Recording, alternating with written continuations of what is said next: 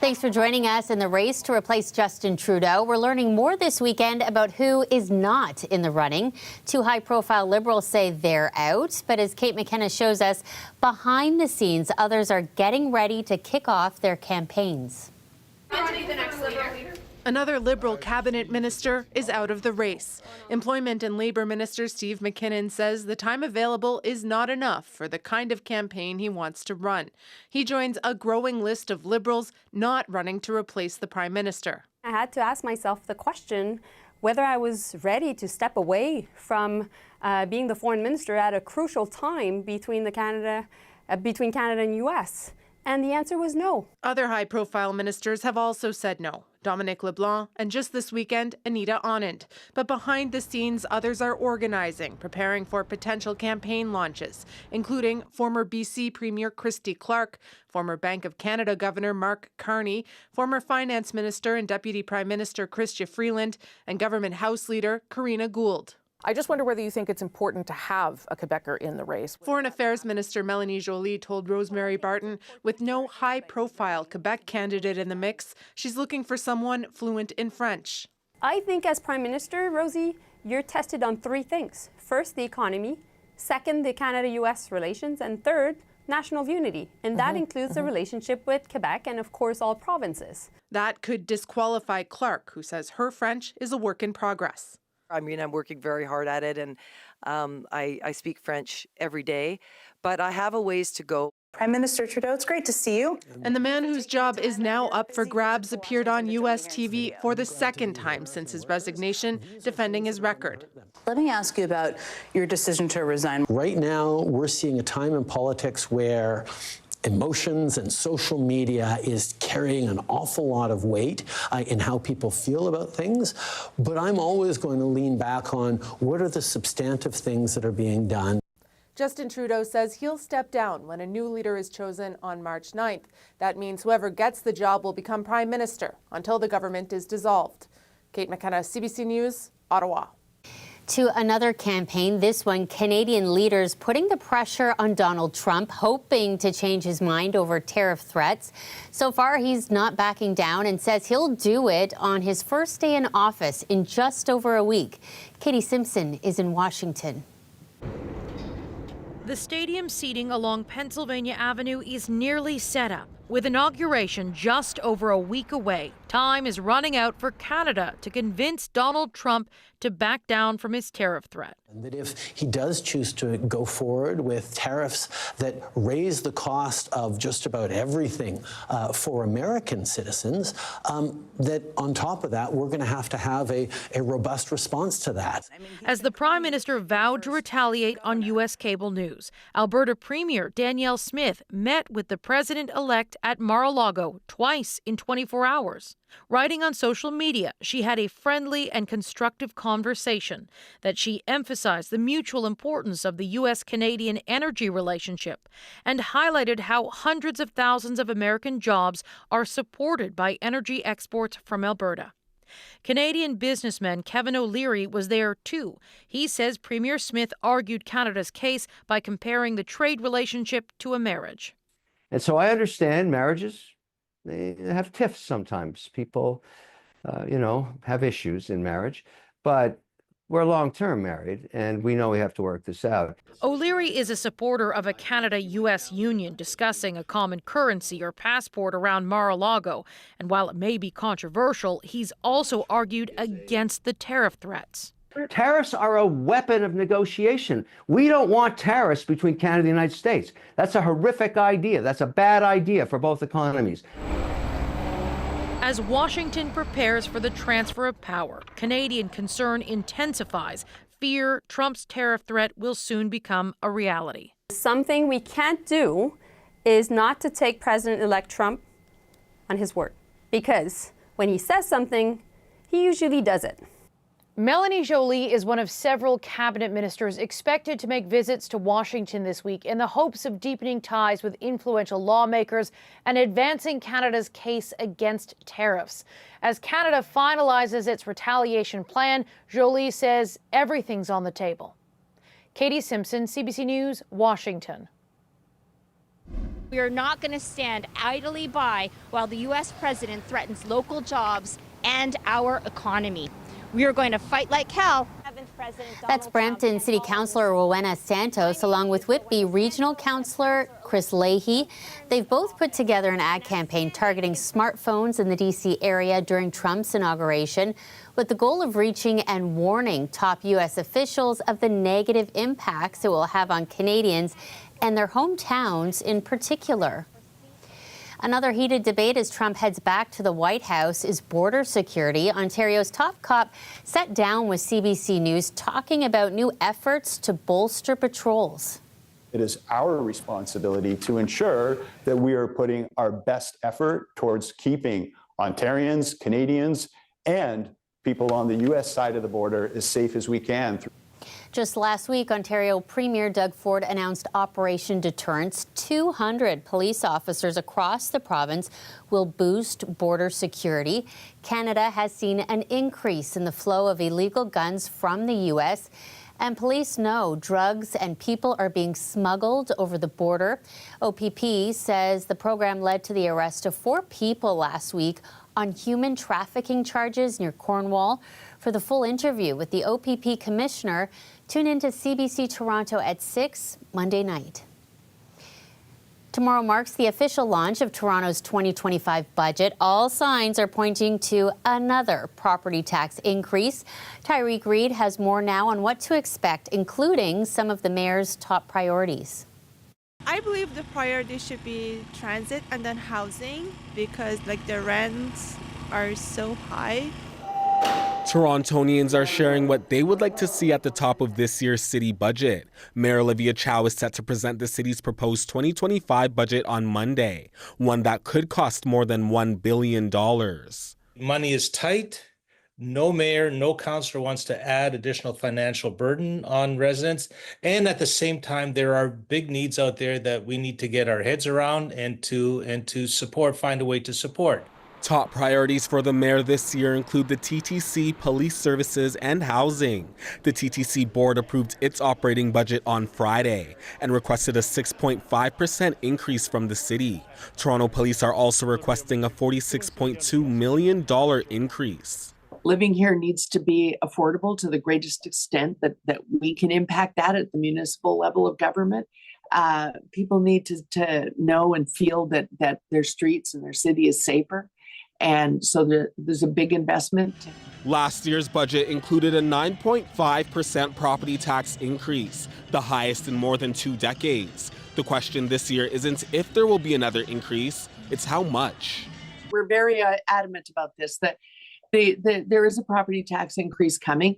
That actually happens every year in almost every municipality because it is the only way that cities can address their increased costs. Increased costs that are being driven by financial pressures across the board, pressures that will need to be addressed in the budget. There have been a number of union contract negotiations that are going to come home to roost now, and that's everything from the TTC to the QP locals that provide the services. That has to be factored in. And although it means higher taxes for some, city staff say last year's property tax hike has proven necessary. Still, they hope another increase isn't too much of a burden. People are struggling to make the rent and buy groceries, and it's got to be a number that is enough to be able to keep the city moving in the right direction while still being able to be manageable for the average resident. Monday marks the official 2025 budget launch here at City Hall, but the process will go on for weeks. People can have their say at public consultations, and Mayor Olivia Chow will present her own budget to council. A final vote is set for next month. Tyreek Reed, CBC News, Toronto. A woman in her 80s has died after a 2-car crash in Vaughan earlier today.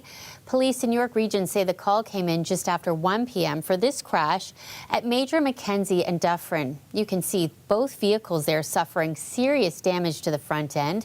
Police confirming tonight the woman was in the front passenger side of one of them. She later died in hospital. Despite the damage, police say there were no other serious injuries. The intersection remained closed for several hours before reopening just after 6:30 tonight. So far, no charges have been laid. A Toronto family is sharing memories of their grandfather who died in a fire on Christmas Day. He was our best friend, Tyler and I, like the grandchildren. My grandpa was fun. My grandpa was loving. We even had his community back in Jamaica send down like a slideshow. They sent down some words for the funeral. Like, he was just loved. He was active grandfather with us. He was wise. Yeah, he was great. Newton Buchanan was visiting a longtime friend for the holidays, helping them grieve the loss of their husband. The family says the fire started in his room, a faulty heater to blame. It fell as everyone was racing to escape the flames. His family says they are humbled by the show of support and all the love they've received.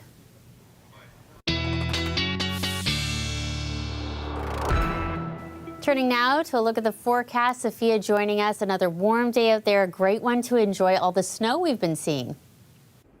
Shannon, thanks for that. Yeah, it turned out to be a nice weekend. Some sun mixing in, great for all the winter activities. We were actually a little bit above the freezing mark by a degree or two in some areas around the region yesterday and today. So our streak of days below the freezing mark has come to an end. We made it about 8 days of that deep freeze. We're at the freezing mark into the overnight period as well. A snowy system is coming in, just really weak, light, wet snow showers. Don't hold your breath for more than a centimeter or two out of this system around the GTA, but you could see about 5 to 10 centimeters in the snow belts. It should all wrap up by Monday morning. It'll be on top of the 3 to 8 centimeters that came down Friday into Saturday. That has kept all your snowmen going. And then let's allude to what we're going to talk more about in the long range here. After this system passes, the same setup is going to occur that we've seen so many times this season, where a colder air mass then turns on days and days of lake effect snow for the snow belts. Monday, it's going to be a Georgian Shores, Bancroft, Gravenhurst, Parry Sound story. And then Tuesday, Wednesday, downflow of the Georgian and the Huron Shores for the Collingwood area and the Kincardine area. We'll talk more about how much you're going to get in the long range. It won't pack as much of a punch as events that we've seen so far this season. But yes, another week with maybe about 20 to 30 centimeters in the snow belts, and another week with not much snow in the GTA, but seasonal to start. Shannon? Okay, talk to you shortly. Canada is stepping up its efforts to help combat the devastating fire in Los Angeles. The federal government says it's coordinating now with provinces to deploy more resources to the region, including dozens more firefighters from BC and Alberta. Meantime, we're hearing from Ontarians forced to escape the flames. You pack whatever, and because I'm an emergency prepared person, I have this already, and we just had a bag packed for the fire we had a couple weeks ago. And then, I was just waiting till the last minute. And one of the trips outside to put something in the car, I got hit with this blast of wind. It must have been 80 miles an hour. I've never experienced anything like it. And I went, that's it. I'm out of here. That's it. She's originally from Ottawa and a former Much Music VJ. She's thankful her home is safe, but has friends and neighbors devastated by the loss of their homes. Here's a look at some of the latest video out of Los Angeles. The worst fear now is that the largest blaze could push east. The Palisades fire grew 400 hectares today, and the concern is that it could bear down on both a major freeway and the highly populated San Fernando Valley. The next largest blaze, that's the Eaton fire, is nearly 30% contained. That is a big increase over yesterday, but extreme winds are expected to return, possibly hitting 100 kilometers an hour over the next 3 days. What started as a rent strike has become an ongoing legal battle. A group of Toronto tenants have been fighting a rent increase above set provincial guidelines. As Nama Weingarten shows us, while residents lost one key decision, they're vowing to keep the pressure on. Samir and his elderly parents have called 79 Thorncliffe Park home for the past 9 years. But for the latter part of those years, they've been stuck in a legal fight with their landlord that could force them to move. To think about it, that I cannot live in the same neighborhood where my parents are, and I cannot be there for them, it makes me think it's quite frustrating for me.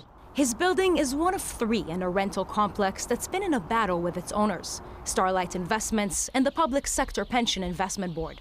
I'm currently paying around $1,300, but my rent after this is implemented, I'll be paying close to $150 more extra per month, which is quite a lot. It began with rent strikes in the summer of 2023 that are still ongoing, sparked when the landlord wanted to increase the rent by an amount varying between roughly 5 and 6%, depending on the building. That's on top of provincial rent increase guidelines, which are 2.5% a year. Many of the tenants taking part in the strike are facing eviction. After the Landlord and Tenant Board approved the rent increase this summer, tenants asked the board to review the decisions for each building, later appealing to a divisional court where the case now lies, leading to the rent increase being stayed for 2 of the 3 buildings for now. Starlight says the above guideline increases are to maintain the building's aging infrastructure, but tenants tell us the buildings are not well maintained enough to justify the rent hike.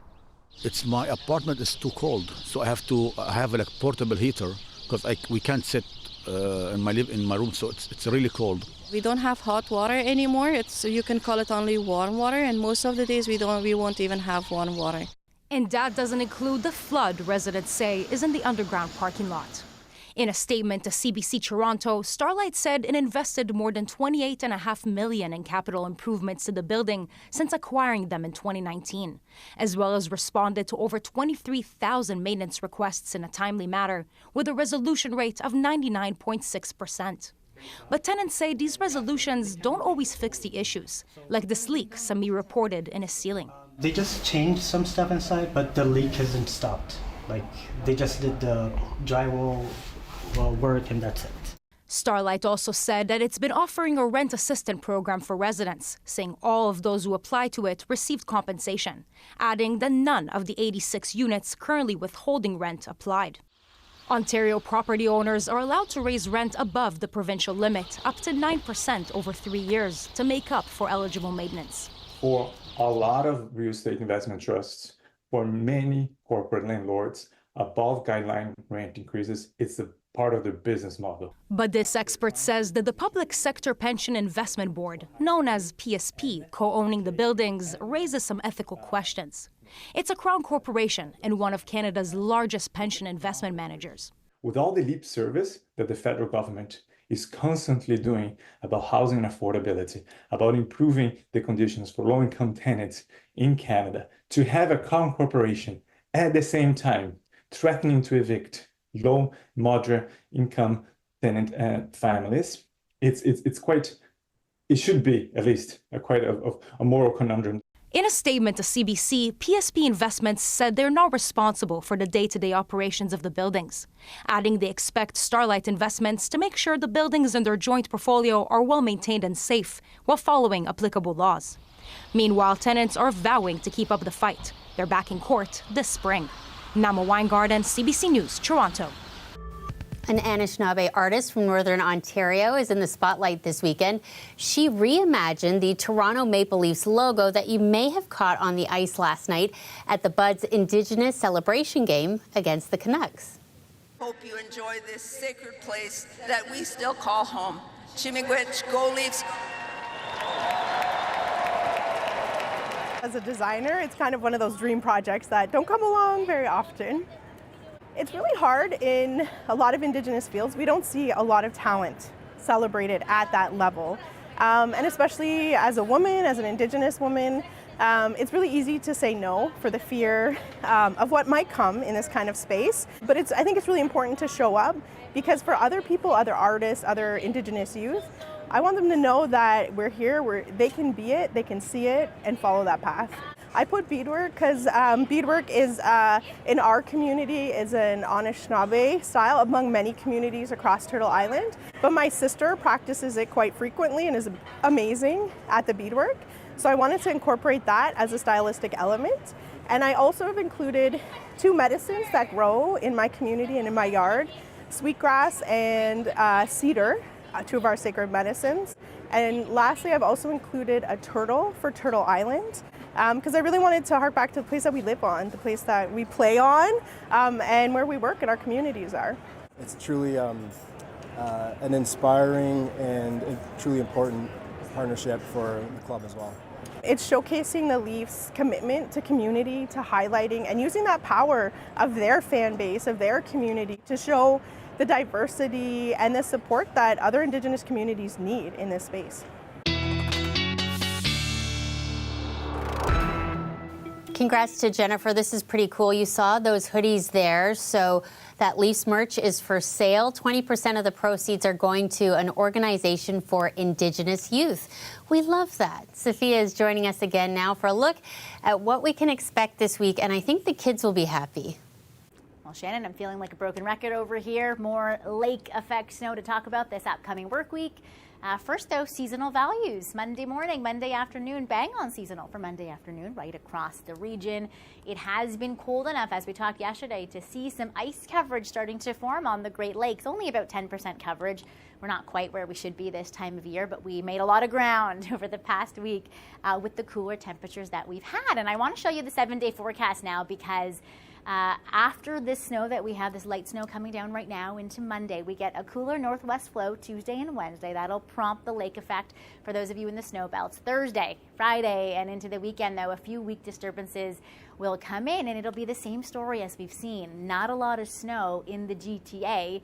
And talking about more lake effect snow for all of the snow belts. It could be another week where after a few systems, you've seen another 20 to 30 centimeters in some of the traditional snow belt regions. But will you need the shovels out in YYZ? Probably not.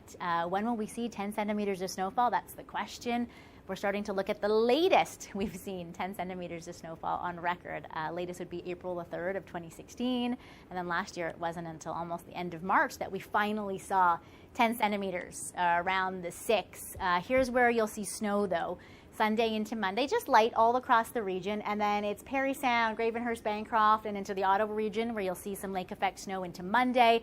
Tuesday, it's anyone downwind of the Georgian and the Huron shores that could pack on an extra 5 to 10 centimeters of snowfall. This is great for the snowmobilers and the ATVers, though. They need a little bit more snow to pack the trails. This is great for those of you in Ottawa that are enjoying skating on the Rideau Canal because it will be cold enough to continue to keep the skyway open for the coming days. Just tread carefully overnight and into the morning on any of the roadways as the freshly fallen snow could make things a little bit slippery. Shannon. Yeah, good news for you and the fam who loves skiing and anybody who loves tobogganing. That's where we're going to leave you tonight as we say goodbye. We're going to check out the hill at Toronto's Riverdale Park. Lots of families out enjoying the gorgeous weather this weekend. We'll see you again soon.